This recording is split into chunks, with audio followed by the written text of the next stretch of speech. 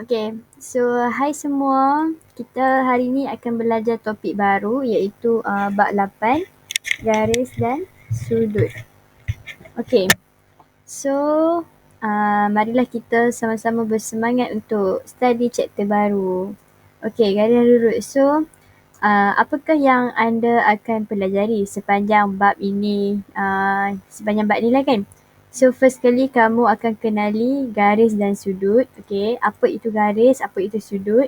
Lepas tu kita akan belajar tentang sudut-sudut yang berkaitan dengan garis bersilang. Okay, ni garis bersilang. Lepas tu kita akan belajar tentang sudut yang berkaitan dengan garis selari. Okay, ni garis selari. Dan garis rentang lintang.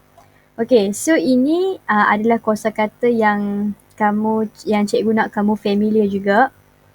Okay, so yang pertama cikgu ada garis bersilang, intersection lines. Lepas tu cikgu ada garis rentas lintang, transversal. Lepas tu cikgu ada garis selari, parallel line. Garis serenjang, perpendicular line. Kekongruenan, kongruensi. Lepas tu pembahagi dua sama serenjang, perpendicular bisector. Lepas tu pembahagi dua sama sudut, angle bisector. Lepas tu sudut bersebelahan, adjacent angle. Sudut bertentang bucu, vertical opposite angle. Sudut dongak, angle of elevation. Sudut conjugate, conjugate angle. Sudut pendalaman, interior angle, dalam. Sudut pelengkap, complementary angle. Sudut penggenap, supplementary angle. Sudut reflex, reflex angle. Sudut selang-seli, alternate angle. Sudut sepadan, corresponding angle. Sudut tunduk, angle of depression. Lepas tu tembereng garis, line segment. Okay, so yang ni cikgu nak kamu familiar. Kita tak rugi pun kalau kita belajar both BM, both English sebab nanti benefit dekat kamu juga. Okay, so kita proceed kelas kita. Okay. So hari ni kita akan belajar dulu 8.1 garis dan sudut. Kita akan kenali apa itu garis, apa itu sudut. Okay, so garis dan sudut memang wujud di persekitaran kita. Misalnya daun kelapa yang menyerupai garis-garis. Nampak adik? Garis-garis. Okay, pada satu sudut menunjukkan keindahan seni alam semula jadi. Okay, so dekat contoh buku teks ni dia bagi tahu daun kelapa. Okay, so sekarang ni cikgu nak bagi tahu contoh yang lain yang kita nampak juga. Memang kita akan guna benda ni dalam kehidupan seharian kita. Okay, so yang ni, kamu tahu tak ni benda apa? Okay, nampak tak? Kenal kan? Kita orang Penang kan? Ni memang lambang orang Penang. Nampak tak? Ini adalah Jabatan Pulau Pinang. Okay, kamu nampak tak? Kalau lah kamu pergi kan, kamu naik Jabatan Pulau Pinang ni. Okay, so sebelah ni ada lagi satu kan? Ni ada belah sini. Kalau kamu pergi jalan Jabatan Pulau Pinang, kamu akan nampak tak nampak ni garis-garis ni kan? Inilah kita panggil dia sebagai garis. Setiap garis ni mempunyai sudut yang berlainan. Sini sudut lain, sini pun sudut lain, sini pun sudut lain, sini sudut lain, sudut lain, sudut lain. So nanti cikgu akan cerita kat kamu apa itu sudut, apa itu garis. Okay, so sebelum kita ni, cikgu nak tunjuk lagi aplikasi lain. Okay, so cuba tengok ni, aplikasi yang lainnya selain daripada contoh yang cikgu bagi. Okay, cuba tengok video ni dulu.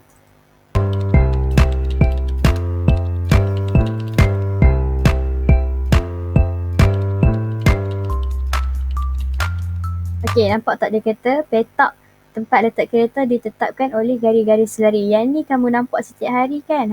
Parent kamu bawa kereta bila nak parking kan? Nampak tak ni ada garis-garis kan? Garis-garis putih ni kita panggil dia sebagai garis selari. Sebab semua sama. Sudut dia sama kat sini. Okay.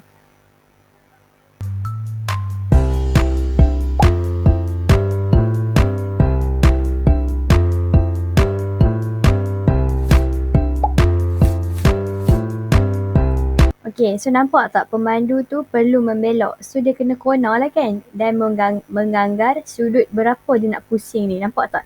Ni kita panggil dia sebagai sudut. Okay.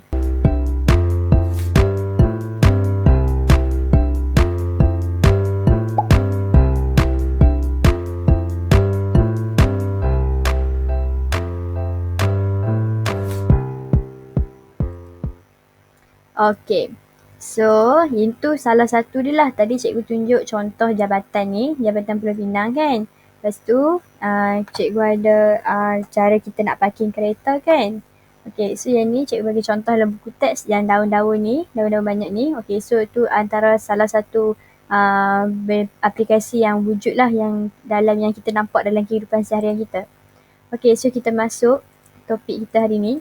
Apakah kekongruenan tembereng garis dan kekongruenan sudut? So tembereng garis ni in English kita panggil dia sebagai line segment. Okay, macam line segment lah, line kan. Ni garis, ni garis. Okay, dan kongruenan sudut. So sudut ni kita panggil sebagai angle. Okay, so apa standard pembelajaran kita hari ni? Kita nak menentu dan menerangkan kongruenan tembereng garis dan kekongruenan sudut. Okay, maafkan cikgu kalau cikgu sebut sebab dia macam kekongruenan. Kekongruenan sudut. Okay, so tengok dekat sini. Cikgu harap kamu nampak. Okay, so nampak tak dekat sini penerokaan pertama. Okay, ini yang pertama. Ini penerokaan yang kedua. Okay, cikgu ada. Nampak tak ni? Ni sebagai, kita panggil dia sebagai tembereng garis lah. Sebab kita panggil ada line kan. Line segment. So nampak tak sini 4.92. Sini pun 4.92. So dia sama kat sini. So yang ni kita ada sudut. Ni dekat penerokaan kedua kita ada sudut. Sudut yang sama kat sini. Okay, so daripada sini kita boleh buat kesimpulan dalam penerokaan yang pertama, dua tembereng garis. Okay, so dua tembereng garis ni, 1 dan 2, yang dipaparkan sentiasa sama panjang. Okay, tembereng garis yang sama panjang disebut sebagai tembereng garis kongruen. Dia akan kita panggil dia sebagai tembereng garis kongruen. Okay, so dalam penerokaan yang kedua pula, saiz dua sudut. Okey, tadi dua tembereng kan? Dua garis line ataupun line segment. Line lah, line. Garis, line kan garis. Okey, so yang ni dua sudut. So angle. Angle yang sama, nampak tak? 60.42, 60.42 degree. Yang dipaparkan sentiasa sama.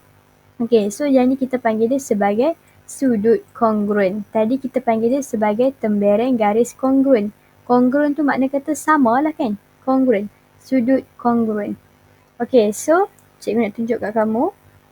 Okay, so ingat kalau sama panjang, dua line segment yang sama panjang, kita panggil dia sebagai tembereng garis kongruen. Kalau ada dua sudut yang sama, kita akan panggil dia sebagai sudut kongruen. Okay, so tengok dekat sini. Tembereng garis ditanda dengan menggunakan huruf abjad besar. Ingat, kita akan guna capital letter. Okay, in English kita panggil dia sebagai capital letter. Okay, so kita akan guna huruf besar untuk pada dua titik hujung tembereng garis tu. Okay, ni contohan P, Q. Okay, so jarak P ke Q ni, okay, sorry terlajak pula. Ni jarak P ke Q. Ya, cikgu bikin balik. Okay, jarak P ke Q ni. So ni bayangkan straight line 6 cm. Okay, kita akan tanda dia dengan huruf besar kat sini. PQ. Okay, maka PQ ialah 6 cm. Ni cara penulisan dia. Okay, lepas tu kita ada ni untuk tembereng garis. Lepas tu kita ada sudut. Okay, sudut ditanda dengan menggunakan simbol ni. Ni. Simbol muncung ni. Macam mulut tikus kan. Simbol muncung ni. Muncung ni dan huruf abjad besar pada dua hujung lengan. Okay, lengan. Dua hujung lengan mana? Dekat hujung. Kat N ni. PR. Okay. Dan baca sudut. PQR.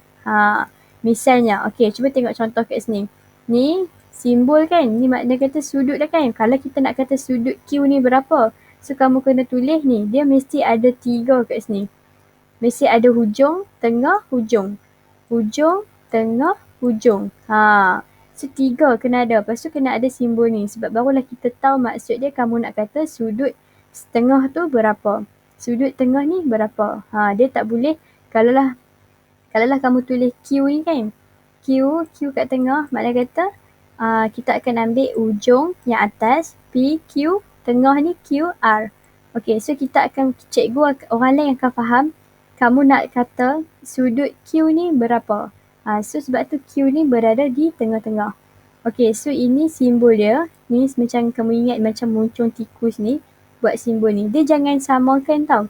Nanti kamu confuse pula. Sebelum ni kita belajar simbol ni kan. Ini kita panggil dia sebagai kurang kan. So macam ni kita boleh jadi kurang kan. Yang ni dia macam ni dulu, lepas tu dia ke bawah. Ini kita panggil dia simbol angle ataupun simbol sudut. So jangan confuse kalau dalam exam jangan tersilap tulis. Okey, ni simbol less than. Okey, less than ni makna kata dia di atas tau. Dia di atas, nampak tak ni? Dia tengah-tengah. Tapi kalau kalau angle ataupun sudut, dia kena lukis macam ni, pacak lepas tu ke bawah. Mendatar. Sengit lepas tu mendatar. Ini kita faham lah. Makna kata kamu nak kata sudut. Okey. Dia sama juga. Dia kena tengah-tengah kan, macam ni, nampak tak? PQR, makna kata kita nak kata baca sudut Q ni ialah 40. Ataupun kamu nak tulis juga, sama juga, kamu nak ambil yang belakang dulu ke ataupun depan dulu pun tak ada masalah apa. Asalkan kalaulah kita nak baca sudut Q ni, maka kena Q tu dekat tengah-tengah. Yang atas dengan hujung ni tak kira mana dulu pun. P dulu ke, R dulu ke, tak apa, tak kisah pun. Asalkan kalau kamu nak baca sudut Q ni, kena Q dulu di tengah-tengah. Yang dia punya hujung depan dengan hujung dekat belakang, kita tak kisah. Kamu nak tulis R, Q, P pun sama. Nak tulis P, Q, R pun tak salah. Asalkan kalau kamu nak kata kamu nak bacaan sudut Q, maka Q ni kena duduk dekat tengah-tengah. Tapi cikgu nak cakap, macam cikgu cakap tadi, okay, kalau kita nak baca sudut, maka kamu kena tulis 3 abjad. 1, 2, 3. Yang dekat depan ni, depan dan belakang ni, nampak tak dia di hujung. 2 hujung lengan. Makna kata di atas ataupun di bawah. Lepas tu dekat baca sudut ni kena dekat tengah-tengah. Kalau kamu nak baca sudut Q, maka sudut Q yang akan di tengah-tengah. Dekat sini kalau kamu kata P, maka dekat belakang ni R. Kalau kamu kata R dekat sini, maka dekat sini P. Itu cara nak tulis sudut. Okey, lepas tu kita boleh juga nak tulis macam ni. Ini cara bacaan yang pertama, ini bacaan yang kedua, ini bacaan yang ketiga. Okey, bacaan yang kedua kamu buat ni kan cikgu kata kena letak 3 kan.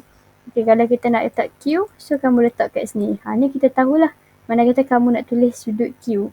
Okey, so ni pun sama juga dengan yang atas ni. Dia buat R dulu, R di depan baru P. Lepas tu ataupun yang cara yang ketiga kamu tulis je sudut Q bersamaan dengan 40. So orang faham dah kalau kamu kata sudut Q, orang faham dah. Automatik sudut Q kat sini. Tapi dalam exam selalunya akan ada macam ni lah sebab nanti dia akan combine bentuk-bentuk. So nanti kamu akan nampak lah macam mana kenapa cikgu cakap nombor 1 ni jadi pilihan utama. Sebab soalan tak akan bagi satu sahaja, dia akan bagi banyak. Nanti dia akan combine kan jadi macam bentuk segitiga ke, bentuk segi 4 ke. Sebab tu kita nak tahu nanti kedudukan dia dekat mana. Okay, lepas tu, okay, so sekarang ni cuba tengok soalan ni. Cikgu harap kat sini kamu boleh faham. Kalau ada confused, tolong tanya dekat dalam kelas Okay. So, kat sini kita ada latih di 81A. Kita buat sama-sama. Okay, jelaskan sama ada tembereng garis PQ dan RS dalam setiap rajah yang berikut adalah kongruen atau tidak. Okay, ingat tak kongruen ni makna kata sama lah kan? Okay. So, kalau contoh nombor A ni, PQ, RS, 3, 3. Panjang PQ 3, panjang RS 3. So, dianya samalah. Ya, dia adalah kongruen sama. Okay. So, dia adalah tembereng garis punya kongruen. Ni, nama dia kat sini. Tembereng garis kongruen. Sebab apa? Dia punya penjelasan dia kerana panjang PQ sama dengan panjang RS. Sebab dia 3, 3. Okay. Lepas tu, kita pergi pula yang B. Okey, sini kamu tengok panjang PQ ialah 3.3, panjang RS 3.2. Okey, so dia tak sama kan? Bila dia tak sama, maka dia tidak kongruen lah. Okey, dia tembereng garis tidak kongruen. Sebab dia tak sama, PQ is not equal to RS. So, kamu boleh buat macam ni saja. Okey, yang tadi ni kamu boleh tulis PQ sama dengan RS. Okey, lepas tu yang ketiga pula cikgu ada PQ 4.2. Okey, RS cikgu ada panjang 4.2. So, nampak tak dia sama kan? PQ sama dengan RS. So, bila sama, dia akan jadi tembereng garis kongruen. Okey, lepas tu cikgu ada yang kedua pula. Yang kedua ni untuk sudut. Nampak tak ni? Sudut. Ni, tengok tak soalan kat bagi macam ni kan? Okey, sudut angle P PQR. Makna kata kita nak tengok Q, kedudukan Q. Kamu tengok kedudukan Q ni dekat tengah-tengah kan. So dia macam kapit. Depa kapit Q ni, PQR. So depa kapit Q ni, tengok kedudukan Q kat mana. Betul tak dia terkapit? PQR. Q ni terkapit di antara P dengan R kan. So bila kita nak ni, so kita akan baca bacaan sudut Q ni berapa. So sudut Q kat sini 32. Sudut dekat sini dan ABC. So ABC. B ni terkapit dengan A dan C. Duduk di antara-antara. Di antara A dan C ni. So di antara. Tengok tak? 32, 32. So sudut mereka ni sama. Bila sudut dia sama, maka dia adalah kongruent. So yes. Okay. Tapi yang ni nama dia sudut kongruent lah. Okay, sebab dia kata berkenaan dengan sudut. Okay, so kamu tengok yang B pula. Okay, so PQR. Tengok dekat mana Q ni terkapit. Nampak tak 138? Okay, lepas tu ABC 136. Okay, 138 tak sama dengan 136. Maka ini tidak kongruent. Tidak kongruent. Okay, sebab sudut dia tak sama. Okay, lepas tu contoh kita ada C pula. PQR. Sebab dia kata PQR kan. Tengok Q mana yang terkapit. Okay, so Q dekat sini. 256. Lepas tu cikgu ada ABC. 256 juga. So sama. 256 sama dengan 256. Maka ia adalah kongruent. So yes lah. Dia sudut yang kongruent lah. Sebab dia sama. Okay, so kalau ada tak faham, boleh tanya cikgu. Okay, dalam kelas. Thank you.